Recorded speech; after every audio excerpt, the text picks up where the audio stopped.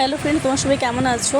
আমিও খুব ভালো আছি। রূপা তৈরি সিম্পল লাইফস্টাইলে তোমাদেরকে স্বাগতম জানাচ্ছি। তো এত ভীষণ গরম পড়েছে, তো কবে থেকে ভাবছি ফিস্ট করবো বান্ধবীদের বাড়িতে। তো আজকে হলো, এই যে বান্ধবীর বাড়িতে চলে এসেছি ফিস্ট করতে। আমি রাঁধুনি, আমি রান্না করব। যখনই ফিস্ট হয় আমাকে ওরা হাতা খুন্তি ধরিয়ে দেয়, তুই রান্না কর, বাকি আমরা সব ম্যানেজ করছি। তো আজকে সমস্ত ম্যানেজটা আমিই করেছি।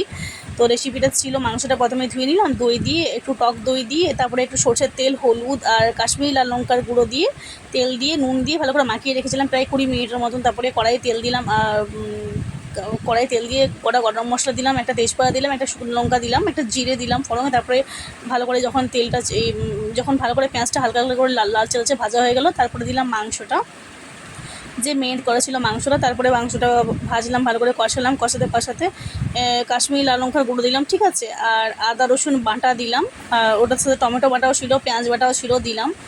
তো একদম সিম্পলভাবে করেছি, ভীষণ সুন্দর হয়েছে, তোমরা পারলে একবার ট্রাই করো, ঠিক আছে। আর লাস্টে দিয়েছিলাম গরম মশলা, আর কোনো মশলা এখানে কিছু অ্যাড করিনি। তাও গোটা গরম মশলাটা যেটা তেলে ছিল সেটা তুলে দিয়েছিলাম, কারণ মুখে লাগলে বাজে লাগে। টাটা, তোমরা ট্রাই করো।